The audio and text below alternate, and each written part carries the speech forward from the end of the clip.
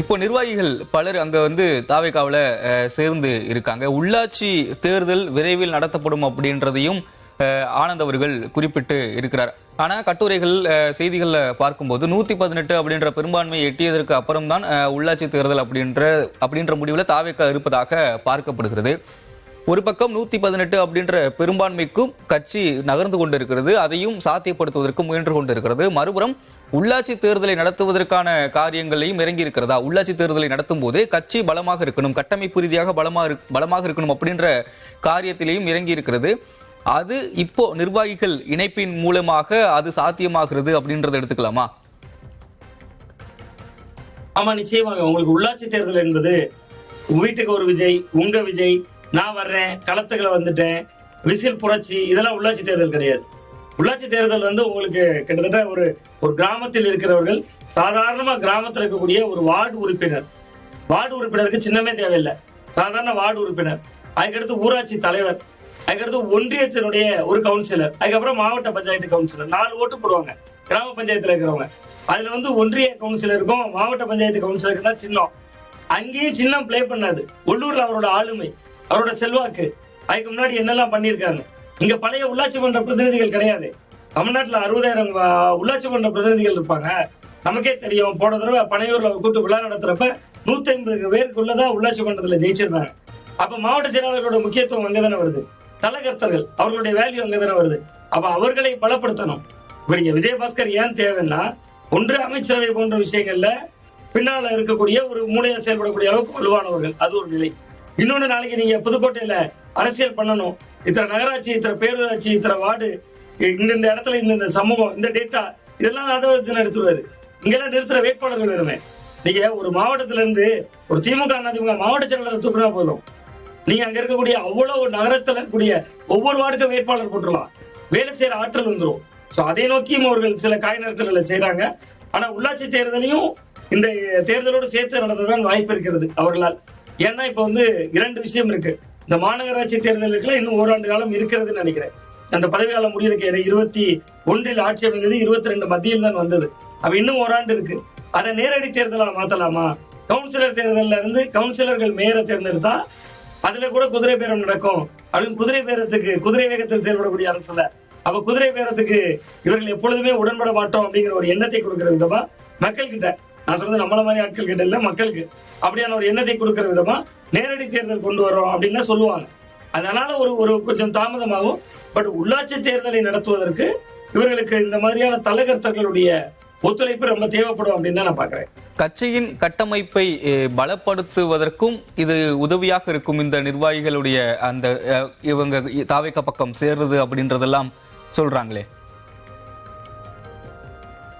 ஆமா, இல்ல, கட்சியின் கட்டமைப்பு உங்களுக்கு உறுதி செய்யப்பட்டுரும்ல. இன்னைக்கு கட்சியின் கட்டமைப்புங்கிறது நீங்க இன்னைக்கு பார்க்கலாமே.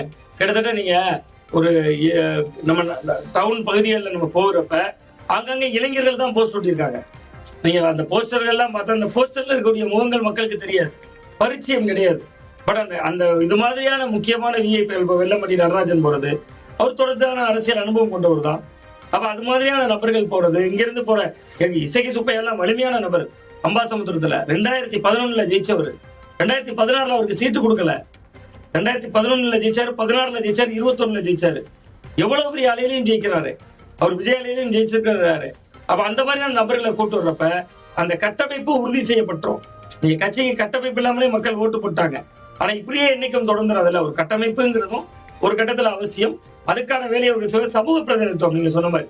அதுல பாருங்க, அம்பாசமுத்திரத்துல முக்குளத்தூர்ல இருந்து தூக்கியிருக்காங்க, ஒரு மரகதம் குமாரவேல் மாதிரி ஒரு பட்டியல் சமூகத்துல இருந்து தூக்கியிருக்காங்க. அப்ப அவங்களுக்கு தேவை, ஒவ்வொரு சமூகத்துல இருந்து தலைகர்த்தல்கள் தேவை. அதை நோக்கி அவர்களுடைய அரசியல் களம் நகருது.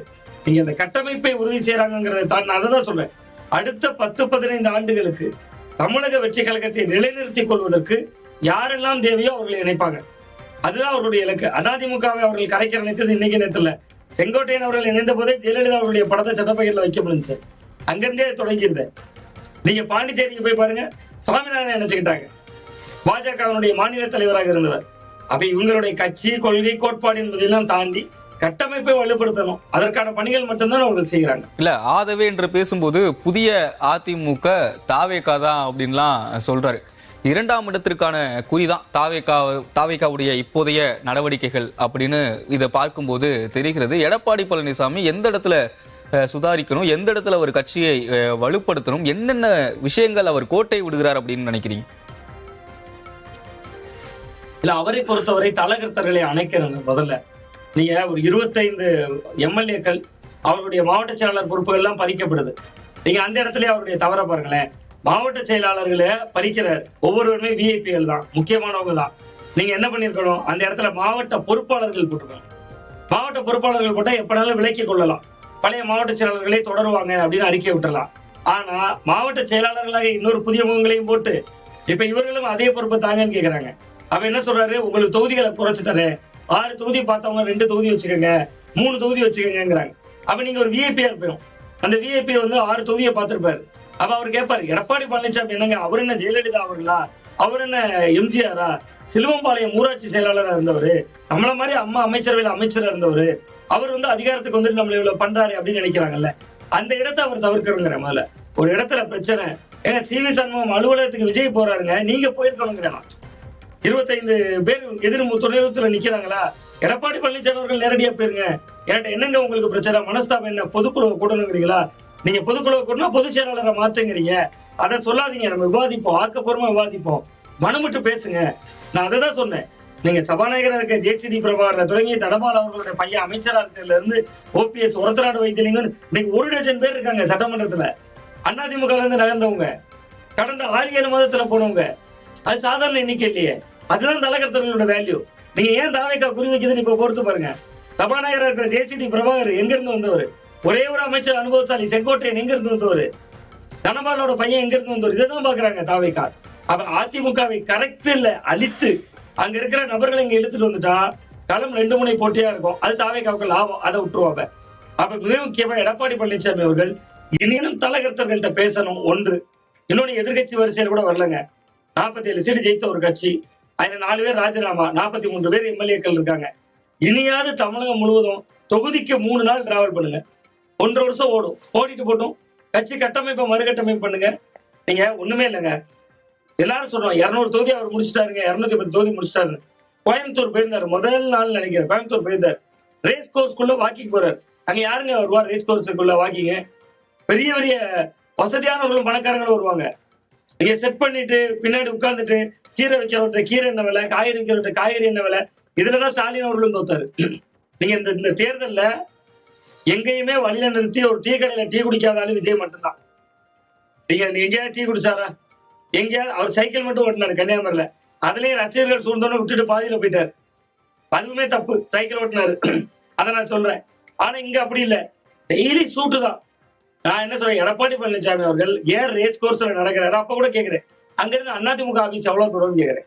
அந்த ரேஸ் கோர்ஸ்ல இருந்து பரமணிக்கு ஒரு பண்ணிக்கணும், ஒரு 1/2 கிலோமீட்டருக்குள்ள இருக்கும் அப்படின்னு.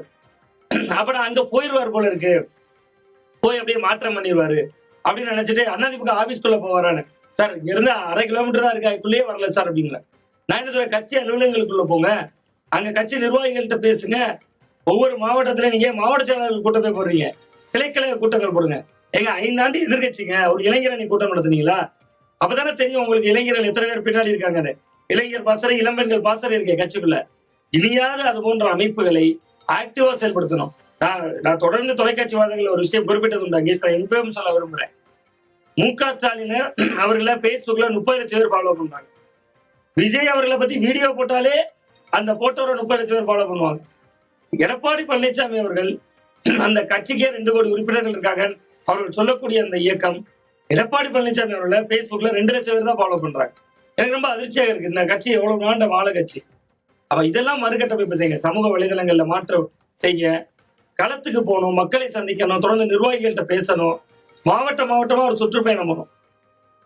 ஒரு தொகுதிக்கு 3 நாள், தொகுதி கூட இல்ல, ஒரு மாவட்டத்துக்கு 3 நாட்கள், ஒரு நாளைக்கு 2 தொகுதி. நீங்க எதிர்கட்சி வரிசையில கூட இல்லைங்க, ஃப்ரீயா தானே இருப்பாங்க. அப்ப அந்த மாதிரி பணிகளை முன்னெடுத்தா கட்சி மறுகட்டமைப்பு செய்யப்படும். இப்பவும் சொல்றேன், தலகர்த்தர்களை இலக்காவிட்டால் அதிமுக தமிழகத்தில் திமுகவுக்கு இணையான பெரிய கட்சி தான். தாவேக்கா வந்து அலை இருக்கும் அல்லது மறைஞ்சிரும், அது நமக்கு காலப்போக்கில் தான் தெரியும். இன்னும் இந்த தாவேக்காவுல இணைவதற்கான படலம் முடிவடையுமா, இல்ல இன்னும் தொடர்கதையாகுமா? இன்னொன்னு, ராஜினாமா செய்த எம்எல்ஏக்கள் அந்த தொகுதி வந்து அதிமுக பலமாக இருக்கக்கூடிய ஒரு தொகுதிகள். அந்த தொகுதிகளில் இப்போ ராஜினாமாவே செஞ்சுட்டு அவங்களே போட்டியிட்டாலும் அவங்களால சோபிக்க முடியுமா? இல்ல அந்த தொகுதிகளில் அதிமுக ஜெயிப்பதற்கான வாய்ப்புகள் இருக்கிறதா? இல்ல, அந்த தொகுதிகளை பொறுத்த வரைக்கும் இப்ப நம்ம அம்பாசமுத்திரம் ஒரு உதாரணத்துக்கு எடுத்துக்கோமே. 2வது இடம் வந்தது காங்கிரஸ் கட்சி, 3வது இடம் வந்தது தாவேகா. 3 பேரும் ஒரு புள்ளியில இணைஞ்சிட்டாங்களே. இங்க அதிமுகங்கிறத விட்டுட்டு பாத்தீங்கன்னா இசக்கி சுப்பையா தான் அங்க நின்னவர். அங்க 2வது இடம் வந்திருக்கக்கூடிய காங்கிரஸ் கட்சியும் அந்த கூட்டணிக்குள்ளதான் இருக்க போகுது. 3வது இடம் வந்திருக்கக்கூடிய தாவேகாவும் அந்த அணிக்குள்ளதான் இருக்க போகுது. பலமா இந்த அணியா மாறிடுச்சு இன்னைக்கு தாவேகா. நீங்க தேர்தலுக்கு முன்பு இருந்த தாவேகாவை நம்ம இப்ப பொருத்தி பார்க்க முடியாது. இந்த அணிக்குள்ளதான் கம்யூனிஸ்டுகள் இருக்கு. இந்த அமைச்சரவை ஆதரவுன்னா நீங்க வந்து கிட்டத்தட்ட அவர்கள் அந்த கூட்டணிக்குள்ள போயாச்சு. அங்க விடுதலை சிறுத்தைகள் போயாச்சு. கம்யூனிஸ்டுகள் மட்டும்தான் நிலைப்பாடு நம்ம கேட்கணும். மற்ற கட்சிகள் எல்லாம் போய்விட்டது என்பதனால அந்த அணி இயல்பாகவே திமுக அதிமுக விட பலமான அணியாவே இன்னைக்கு மாறிவிட்டது. அதான் உண்மை. இன்னொன்று, ஒருவேளை திமுக அதிமுக இரண்டும் சேர்ந்து ஒரு பொது வேட்பாளர்களை நிறுத்தினால், அன்புமணி கூட சொன்னார் அந்த மெத்தட், அப்படி நிறுத்தினால் மட்டும்தான் தாவேகாவுக்கு அது சவாலா மாறும். இல்லைன்னா அவர்கள் ஜெயிப்பார்கள் என்றுதான் நான் பாக்குறேன். இல்ல, அப்படி நிறுத்தும்போது தாவேகாவுக்கு பிளஸ் பாயிண்ட் தானே மாறும். ஏற்கனவே திமுக அதிமுக கூட்டணி பேச்சுவார்த்தை நடத்தினாங்க அப்படின்றதா இன்றும் ஆதவர்ஜுனா சொல்றார். தொடர்ச்சியாக தாவேகாவினர் சொல்லிட்டு இருக்காங்க. அதிமுக இருந்து விலகி போறவர்களும் அதை தான் சொல்லிட்டு போறாங்க. இப்போ பொது வேட்பாளரை நிறுத்தினாலும் கூட அது தாவேகாவுக்கு தானே பிளஸ் ஆக மாறுவதற்கான வாய்ப்பு இருக்கிறது. ஆமா, இதையே தாவேகாவுக்கு மைனஸாக மாற்ற ஒரு விஷயம் சொன்னா போதுமே. அவங்க வேற ஒண்ணுமே வேண்டாம். அதிமுகவிடம் இருந்து எம்எல்ஏக்கள் பறிக்கப்பட்டது. குதிரை பேரத்தை எப்பொழுதுமே நாங்கள் கண்டிப்பவர்கள். அந்த சம்பவம் நடந்ததா தொடர்ந்து உதயநிதி ஸ்டாலின் பேசி வருகிறார். அதனால அதிமுக போட்டியிட்ட தொகுதி, அவர்கள் அதிகாரத்தை இழந்திருக்கிறார்கள். அவர்களும் தாவேகாவும் மோதுறாங்க. திமுக இதுல நடுநிலை வைக்குது. நாங்க போட்டியிடல, நீங்க அவர்கள் சேர்ந்து ஆதரிக்கிறோம் இல்ல, நீங்க அப்படி பிறந்த காலத்துல இருந்திருக்காங்க. நீங்க விக்கிரவாண்டின்னு நினைக்கிறேன், அதிமுகவே போட்டியிடாமல் ஒதுங்கிய தொகுதிகள்லாம் இருக்கு. திமுகவை மட்டும்தான் களத்துல இருந்தது. அது மாதிரி ஏதோ ஒரு புள்ளியில எதிர்கட்சிகள், ஆனா அப்படி செய்தாலும் நீங்க சொன்ன மாதிரி ஆதவர்ஜனா போன்றவர்கள் எதிர்மறையாக பேசுறதும் ஒரு சவால் இருக்கிறது. பட் சேர்ந்து நின்னா தாவேகா மிகப்பெரிய அளவு வித்தியாசத்துல ஜெயித்தார். களத்துல தேர்தல் களத்துல திமுக அதிமுக தலைவர்கள் பேசினது எடுபட்டதா? விஜய் பேசினதும் ஆதவர்ஜனா செங்கோட்டையன் அவர்கள் பேசினதும் ஈடுபட்டதா? ரெண்டுக்கும் வித்தியாசம் இருக்குல்ல. இப்போ இந்த இடைத்தேர்தல்ல தாவேகா என்ன சொல்றாங்களோ அது ஈடுபடுவதற்கான வாய்ப்புகள் தானே இருக்கிறது. அது வந்து நீங்க வந்து நம்ம முதல்ல பொது தேர்தல் என்பது 234 தொகுதிகளுக்கானதாக இருந்தது. அது விஜயனுடைய பார்வை, பேச்சு, ஆதவர்ஜனாவுடைய பேச்சு, தமிழகம் முழுவதுக்கும் கிடைத்த வீச்சு வேறு ஒன்றாக இருந்தது. But இடைத்தேர்தல்ங்கிற ideology method வருகிறப்ப DMK AIADMK தலைகர்த்தங்கள் இருக்காங்கல்ல சவுத் ஃபுல்லா, அது மாதிரி ஒவ்வொரு இடமா இப்ப வட மாவட்டங்கள்ல வட மாவட்டம் முழுவதும் அவங்க ஃபுல்லா இறங்கிடுவாங்க. உங்களுக்கு அந்த இடத்துல வந்து அது எதிர்மறை பிரச்சாரம். நீங்க நேற்று வர தாவேகாவோட பலம் தெரியாதுங்க. திமுக பிறகு இவங்க ஜெயிக்க போறாங்கன்னு நினைக்கலையே. நான் சில தொகுதிகள் போயிருக்கும் போது கூட திமுக அதிமுகவை திட்டிட்டு இருக்காங்க, அதிமுக திமுகவை திட்டிட்டு இருந்தாங்க. அந்த தொகுதியெல்லாம் தாவேகா ஜெயிச்சிட்டாங்க. இந்த முறை அப்படி இல்லையே, பலம் உணர்ந்துட்டாங்கல்ல. பலம் உணர்ந்ததுனால இந்த முறை அதற்கேற்ற காய்நகர்த்தல்கள் செய்வாங்க.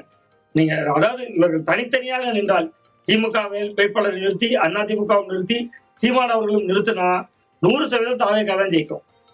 இதே ஒருவேளை திமுக அதிமுக ஜெயித்த தொகுதி அவர்கள் மோதிக்கொள்கிறார்கள் என்று ஒதுங்கி நின்றால் அந்த எதிர்மறை பிரச்சாரம் ஈடுபடாதுன்னு தான் நான் பாக்குறேன். களத்துல எதிரொலிக்காதுங்க. நீங்க 234 தொகுதிக்கு ஆதவர்ஜனா பேசும்போது எடுபடும். ஒரு குறிப்பிட்ட தொகுதிக்குன்னு பேசுகிற பொழுது அது பரிதாபத்தின் பொருளா ஒழிச்சு.